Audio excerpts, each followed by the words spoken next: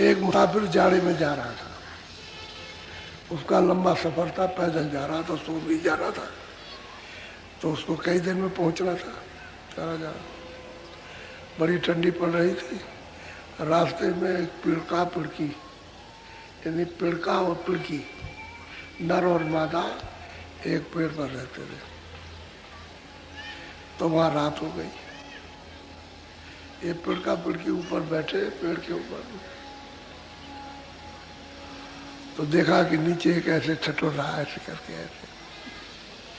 तो वो सोचने लगे कि भाई हमारा तो ये घर, पिड़का पिड़की सोचते हैं कि हमारा तो ये घर, हम तो रोज ही रहते, और ये मुसाफिर पता नहीं कहाँ से आ गया। ये ठंडी इसको लगी और अब रात हो गई, तो इसके पास कुछ होगा नहीं तो भूख भी बहुत लगेगी।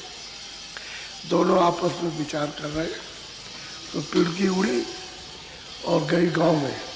तो जहाँ आग जला के लोग ताप रहे थे, वो तो चले गए घर में सोने। आग जल रही थी, उसमें से एक लकड़ी उठा ले आई, दबा करके लकड़ी, इधर आग लगी है, इधर लकड़ी दबा के ले आई, ऊपर बैठ करके छोड़ दिया। उसने क्या किया कि लकड़ी देखा कि आ गए, तो लकड़ी वही नीचे पड़ी थी, उनको इकट्ठा करके और उसमें जलाया, तपाई की। तो पिड़का पिड़की आपस में सोचते हैं कि धिक्कार है हमारे जीवन को, हमारे दरवाजे पर आकर के मुसाफिर भूखा रहे, रात को भूखा सोए, तो हमारा जीवन किस काम का धिक्कार। ये विचार कर रहे थे, पिड़की उड़ी और आग में गिर गई आग में। जब देखा कि आग में गिर गई, जल गई, तो पिड़का भी उड़ा हो गया, गिर गया, वो भी जल गया।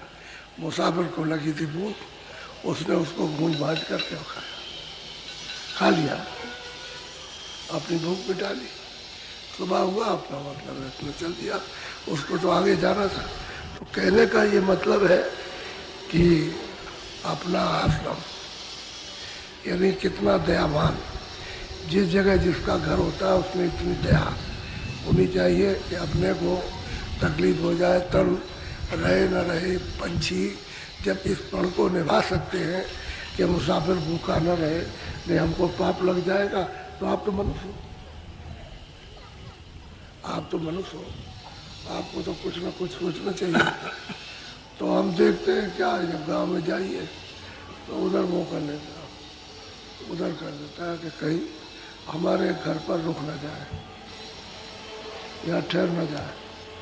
अरे अहो भागे, कोई मुसाफिर चला जा रहा, अतिथ है, और आपके घर पर रुक गया, है बड़े सौभाग्य। रुकता नहीं है लेकिन बड़ा सौभाग्य है।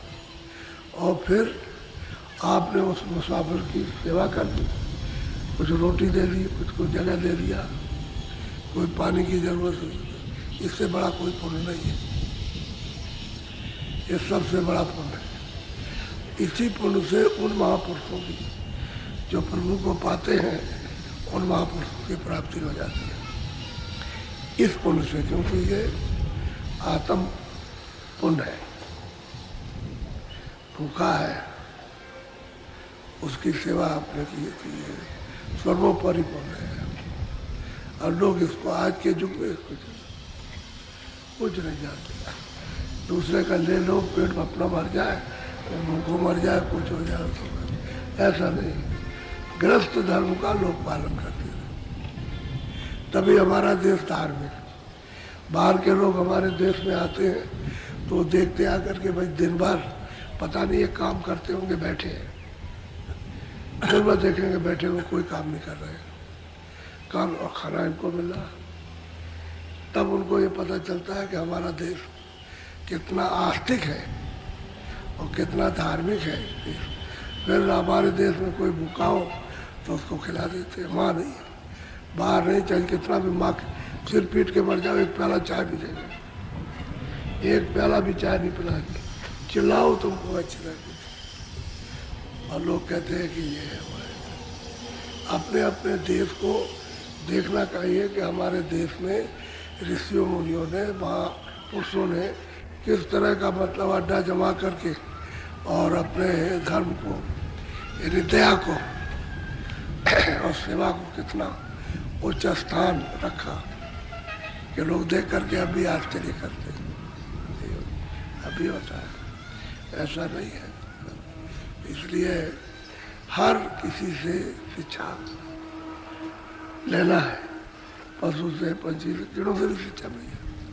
कीड़ों से एक बच्चा लेटा हुआ था, हम सत्संग कर रहे थे तो लेटा, अब वो सांप आया तो बच्चे से खेला, कभी इधर जाता है कभी इधर जाता, और बच्चा उसको ऐसे हटा देता है ऐसे करके, कभी इधर जाता है कभी इधर इधर जाता है। अगर दूसरा कोई देखे तो समझेगा कि बच्चा काट लेगा, लेकिन उसको खेल रहा उसके साथ, वो ऐसे करते करते वहाँ गिरेगा और फिर आ जाएगा।